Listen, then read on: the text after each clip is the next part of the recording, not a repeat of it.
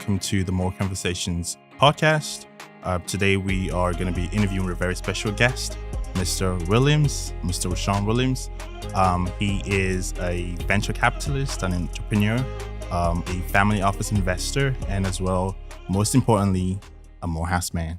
Thank you so much for joining us today, Mr. Williams. Thanks for having me. Appreciate it. Thank you. So let's just go straight into your introductions and your background.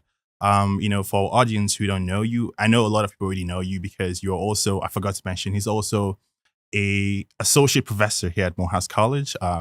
So I know a lot of students already know you, but can you just introduce yourself a little bit more and talk about how you allowed Morehouse to go through you and how you went through Morehouse and how that allowed you to become who you are today? Yeah, I'm from the South Side of Chicago, and I graduated from Morehouse in 2001. Morehouse was the only school I applied to. My dad was a drug addict. Mom was on welfare, older brothers in gangs. And Chicago on the South Side in the 90s was just like a war zone. So when I was looking to get out of the hood and I started researching colleges that help create leaders in the Black community, there was only one school who had that in their mission statement, and that was Morehouse. So I only applied to Morehouse. I drove my 1982 Ford Mustang 714 miles from Chicago to Atlanta to be the first person to apply for early admissions. This was October 16th, 1997. And at the time, a guy named Andre Patillo was the director of admissions. So I go into, I think it's called Gloucester. Is it still called Gloucester? Yeah. The admissions building? No, it's Welcome Center. Oh, wow. Yeah. Okay. Yeah. Well, it used to be, I think it used to be called Gloucester Hall. Yeah. And I went in there at, I think he opened at like 8 o'clock in the morning. So I get in at 8:01. I go in the bathroom, I put my tie on, I brush my teeth. I drove overnight, by the way. Wow. My car had no radio and no exhaust. Wow. So I brushed my teeth, I go in there, and I had been calling them every week, like for like 6 months. Like, hey, I'm coming down, I'm gonna apply like as soon as my senior year comes, and I got a 4.0 GPA, I'm captain of the baseball team, I'm this, I'm that. And he's like, you can just mail your application. This is before online stuff was going on. Yeah. So I was like, I'm not gonna mail it, I don't wanna risk it being caught up in the mail. So I go in and he looks at me and he laughs. He accepts me right there on the spot. And I'll never forget just kind of smearing the ink on his signature to remember that moment, like fresh and live. I still have that in a frame in my house. And in fact, I brought you a gift. Wow. I brought my freshman year ID. Wow. From 1997. So wow. And yeah, that's when I had a full head of hair. I was just telling you about that. Yeah. And so when I got to Morehouse, when I got into Morehouse, I was like, this is great, but I only had $40 to my name. And it took me like $38 in gas to get back. Can you believe the gas in Atlanta was 88 cents a gallon when I was at Morehouse? Wow. So I wind up spending all my money to get back, and I applied to over 100 scholarships to finance Morehouse because I didn't get a scholarship from Morehouse. And I got 18 of them. And for me, it was kind of like there's a lot of money going away that people aren't applying to. And I didn't have another choice. Like, if I don't get money for college, like, it's going to disappear. So I got the United Negro College Fund, Jackie Robinson Foundation, BP Amico. I even got the Black Women's Lawyers Association scholarship. Wow. And it was only for girls. And they didn't know that Rashaun Williams was a boy. Wow. So I show up in the interview. Right there. And I'm like, they're like, it's for girls only. I'm like, just hear me out. Right. So I wind up convincing them to give me the scholarship. But anyway, I get to Morehouse and I thought I wanted to be a doctor. I did an internship with an anesthesiologist, hated it. Then I changed my major from chemistry to Spanish, did a semester in the Dominican Republic, loved it. But I said the way my bank account is set up, I probably can't afford to be a Spanish teacher. Then I majored in accounting, and I couldn't understand Onafade and Nabanji, who were the two accounting professors from Nigeria, from your hometown. Yeah. I just couldn't risk that curve that they were grading on. So I decided to become an econ major, and Dr. Handy was the chair of the department at the time. And econ and history gave me the ability to learn about the financial markets, but also really focus on history and stuff that I was really interested in. So I interned on Wall Street, and that was the first time I had heard a Morehouse alum come back and say, I make $350,000 a year. He had on a custom $5,000 suit, and he told me what he did for a living. And I just kept thinking, this guy doesn't have to worry about getting shot, robbed, going to jail, and he's making all of this money. I want to do that. So I got the internship at Goldman Sachs, and then I went and worked there after I graduated.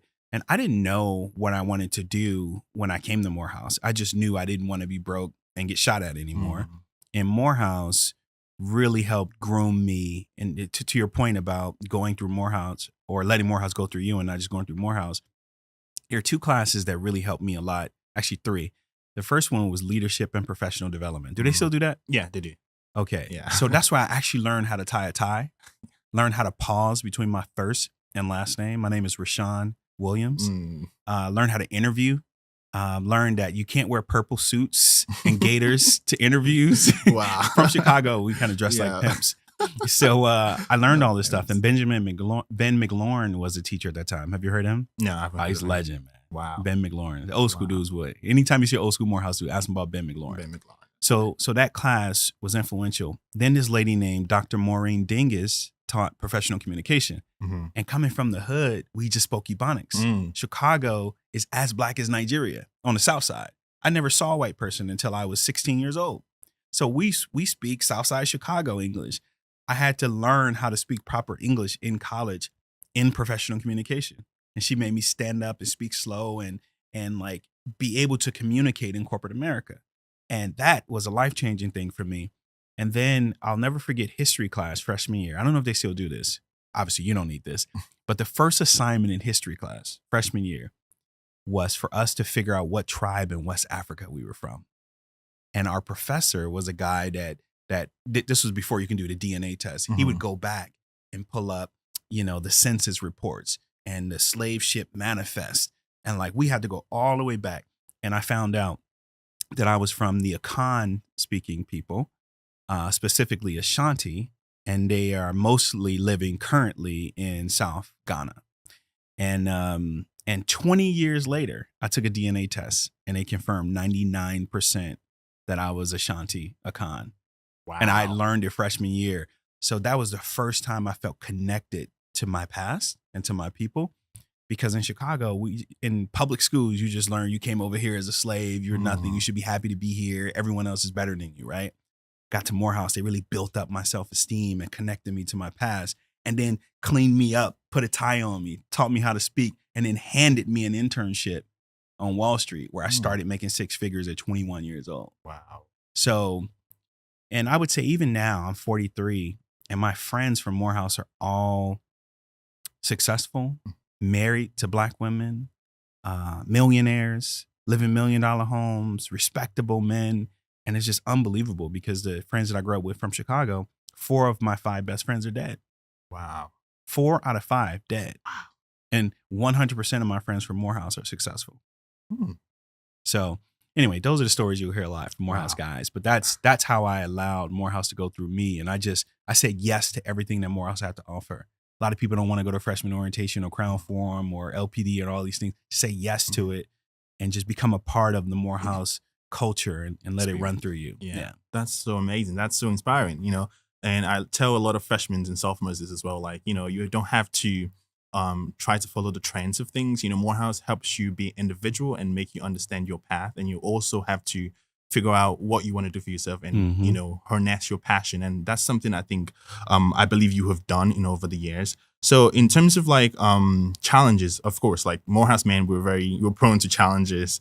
How have you been able to navigate some of the challenges you've experienced? Number one, let's start with your work at Kemet Institute. What are the challenges that you've experienced in, trying to train this, young, new generation boys and girls, on, financial literacy and, entrepreneurship? Yeah. How have you been able to also mitigate those challenges? Yeah.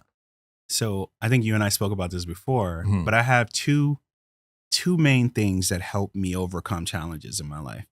This first concept is called acting as if. So I act as if I'm the best financial literacy teacher in the history of the United States when I show up into a room. And I wind up being that when I act as if.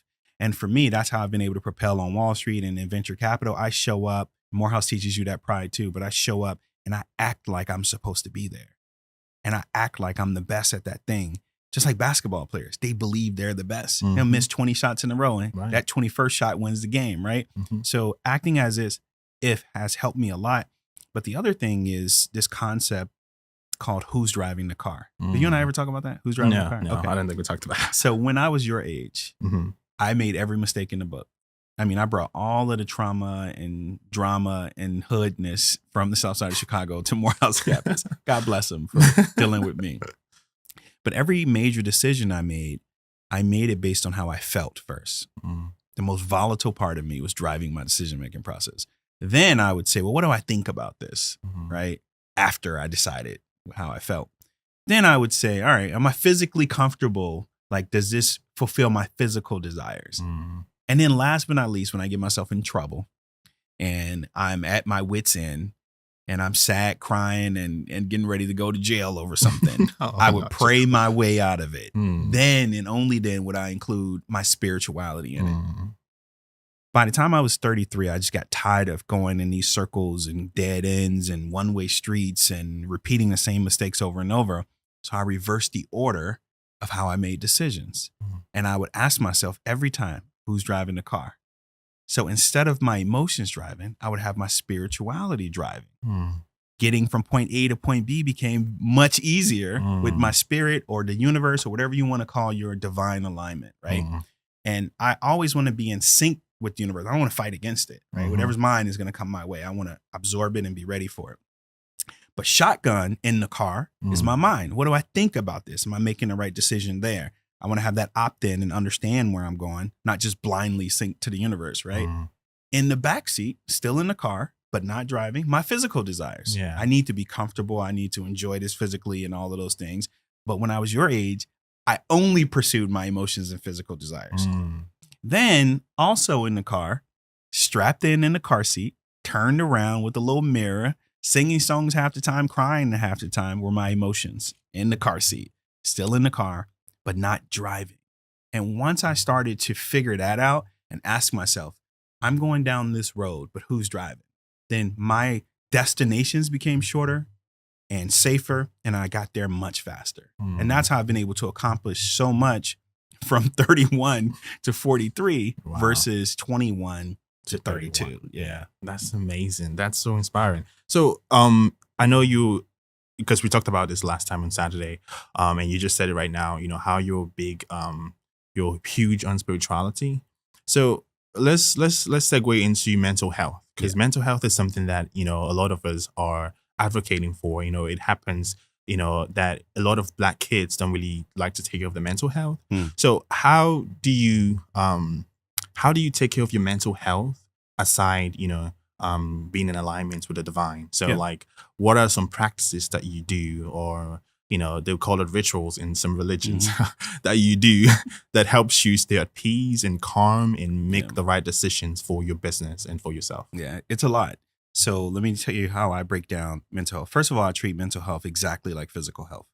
If I break my leg, I'll go to a hospital. Mhm. If I break my mind or heart or emotions, I'm going to go to a therapist.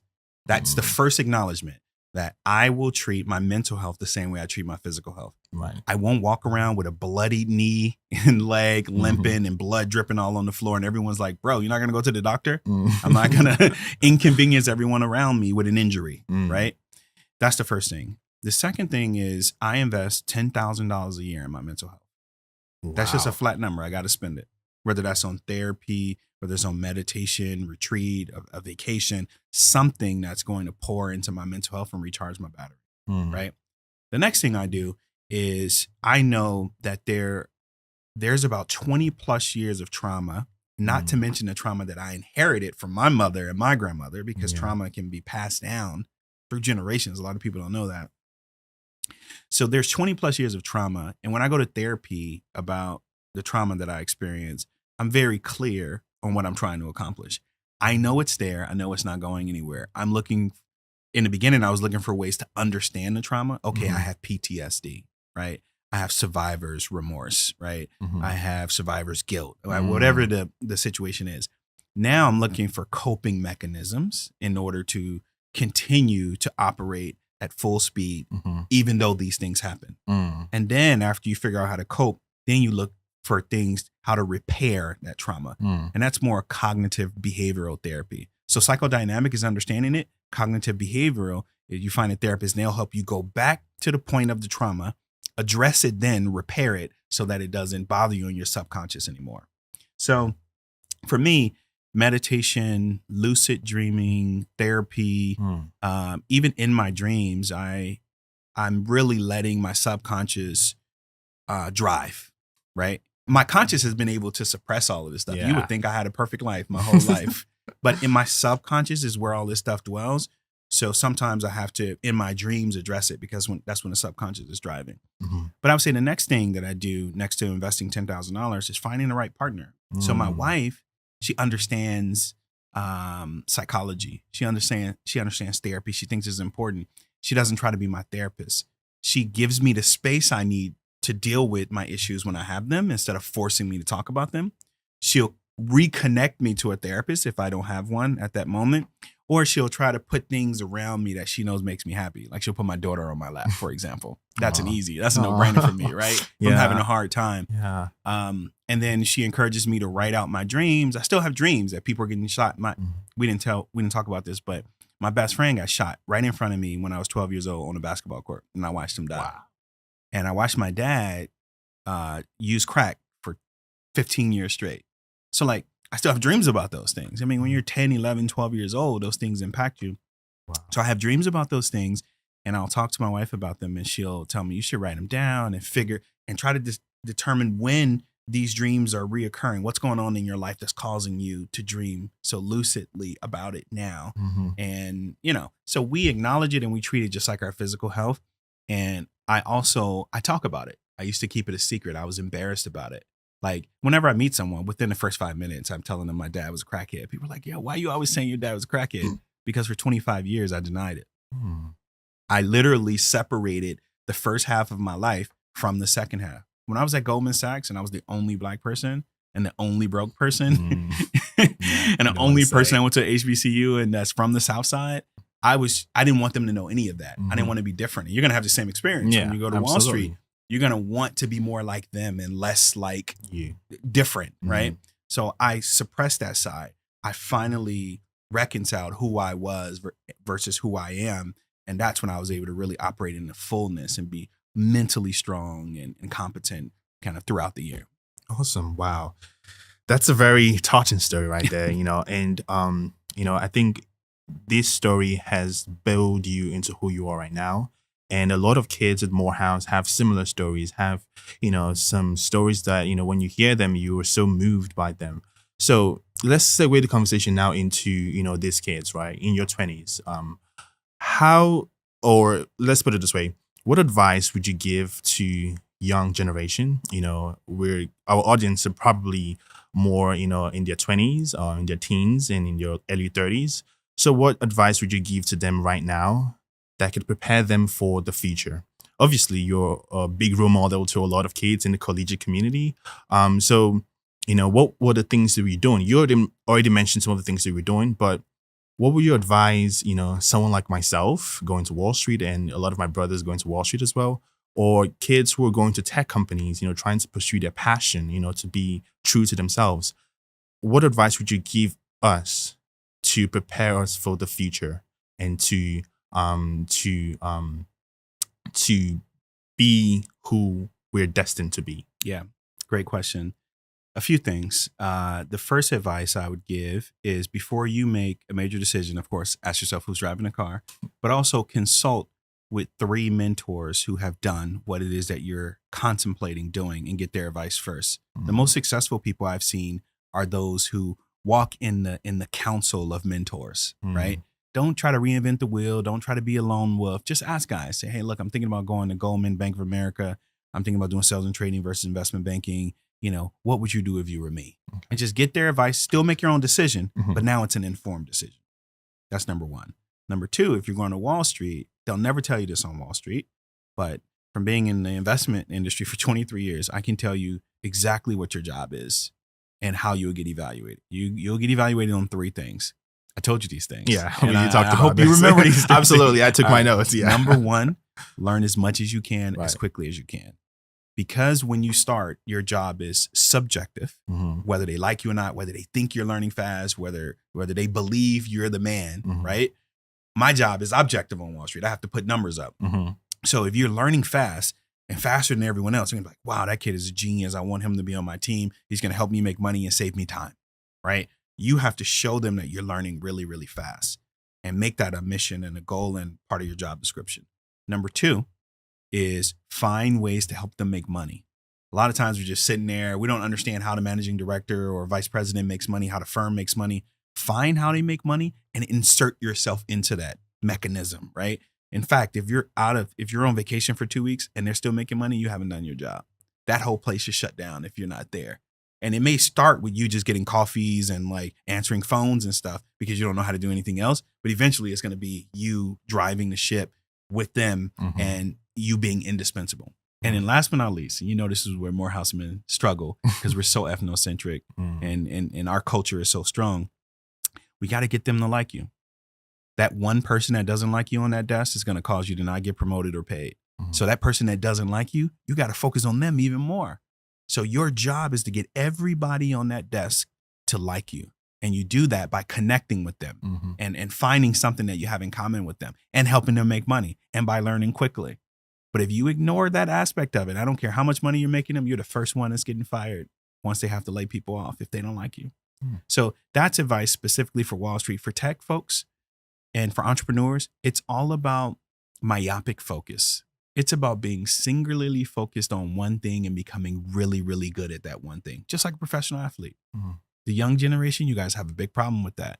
You focus on one thing a day, 365 things a year. And you got to get good at one thing. And it doesn't matter what that thing is. You'll be a millionaire if you're just good at one thing. And if I can get you guys to just kind of focus the same way a basketball player focuses on becoming good at basketball, if you focus on fintech or software or financial services or consumer products or marketplaces or whatever it is, you're going to become a millionaire or a billionaire if you do that.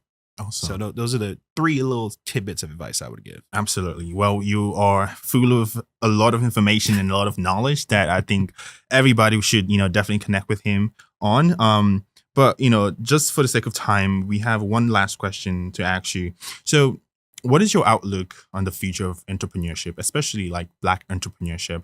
Now Morehouse has a program that cultivates, spirits of entrepreneurship and, founders and business owners. So from your experience working all these years, all these decades on Wall Street and doing your own stuff, what do you think the future of entrepreneurship is going to look like? And how do, young Black entrepreneurs, how should they like prepare themselves for that wave or that trend you think or you're projecting to happen? It's very simple, actually. So you're from Nigeria, and you came over to the U.S. Are you surprised at how well Black people are when it comes to being basketball players or sending people to the NBA and like what big a percentage we are? We are in the NBA? No. Why aren't you surprised by that? Because Black people have so many talents. We're very talented. Even back in Nigeria, we have a lot of Black, because we're all Black. So we have a lot of, talented football players, like soccer players. We have a lot of people in sports.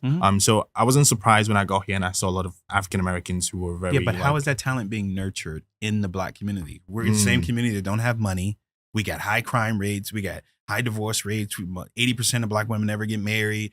50% of kids never get born. How are we able to still send more people to the NBA and to the music industry than any other race? What specifically are we doing in the Black community to send kids to the NBA? I think because this is your answer, by the way, on Black entrepreneurship. Yeah. We're just going to apply the same things that we already do in basketball to entrepreneurship. Let me just tell you what those things are, because we're starting to do them in Africa too. But the very first thing is, culturally, the biggest heroes in the Black community are who?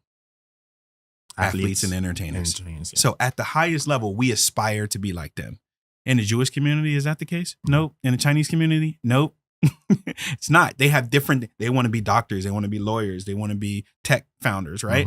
So let's apply that one concept. If we start to show the kids in our community, the next generation, Black founders who have become successful and rich, then we will start to change the culture and start to aspire to do those things. That's number one. Number two. Every hood, every neighborhood has a basketball court. Every Black child has a pair of Jordans. They play basketball video games. What's the name of a video game you guys play that's basketball? 2K something, right? Yeah. It's been 2K for 23 years, right? People have been playing 2K for 23 years every year, all right? We wear basketball jerseys. We wear basketball clothes. What do we watch on TV? Basketball. We go to the basketball game. We got a poster on our wall of Kobe, of LeBron, right? I want to be a So rapper. think about all that. Now, you can play basketball in elementary school. You can play at AAU. You can play free on the playground. You can play in high school. You can play in college, right? You can play, if you work at Goldman Sachs, there's an intramural team, right? So every single place you look, there's a way for you to become a basketball player and get better. There are people there to train you, coaches, trainers, etc., and it's culturally encouraged. When we do that same thing in entrepreneurship, we will dominate entrepreneurship the same way we dominate basketball. Simple as that. Wow. The same concept for football and rap. The same things. We have guess what? The same broke kid who can't raise money for a startup on the south side of Chicago is living next door to a 6'7" black high school kid who is driving a $100,000 car, traveling all across the country playing AAU, and got 16 pair of $250 shoes. Where's he getting money from? Everybody in the hood will support that tall kid. The drug dealers will support that tall kid. Their aunts, uncles from everywhere, like just business professionals. Everybody will pour into that 6'7" high school kid because they know that he can make it to the NBA and become a millionaire. But do they know you can be a tech entrepreneur and be a billionaire?